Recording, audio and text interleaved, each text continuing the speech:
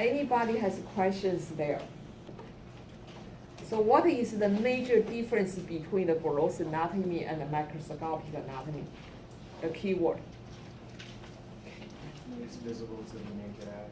Yeah, visible with naked eye, gross anatomy, and become visible only with microscope, microscopic anatomy. So the keyword is naked eye and microscope.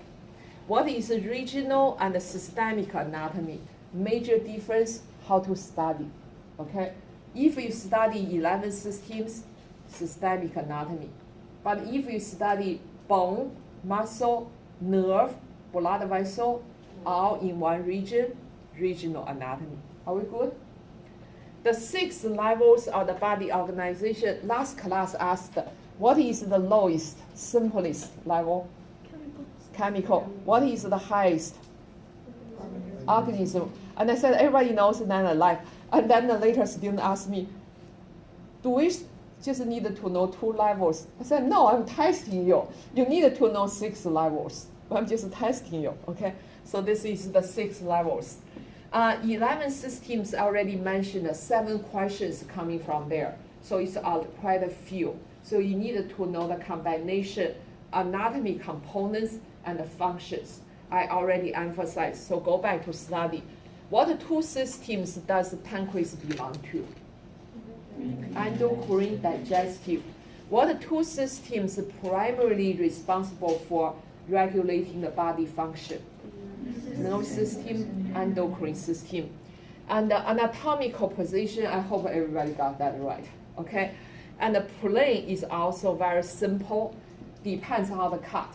Right, left, sagittal, superior, inferior, transverse, anterior, posterior, either called frontal or coronal, quickly.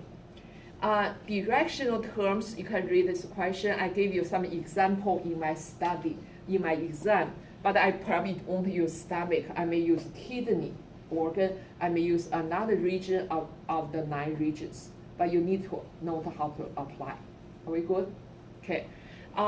Now to here. Most students miss questions is on those serous membrane, okay, and the cavities.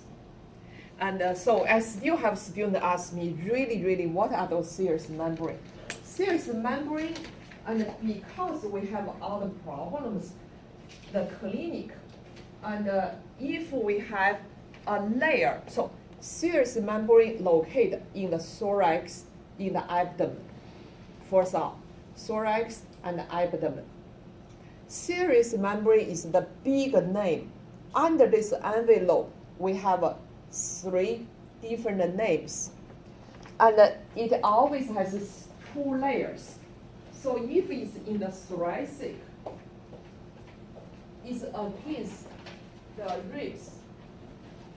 And then I have another layer covers a specific name. Is what name?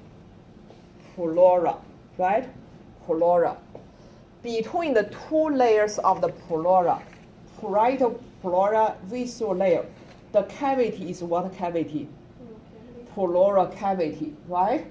Okay. If it's on the heart, serous membrane is called what name? Pericardium. If it's in the abdomen, serous membrane is the name is what? Peritoneum. The cavity is abdominal cavity. They don't call it peritoneal cavity, they call it abdominal cavity. Are we good? So serous membrane is associated, last time I told you to write down, with the pleural cavity, the lining, and the pericardium, and abdominal cavity. Okay? I also have, I have about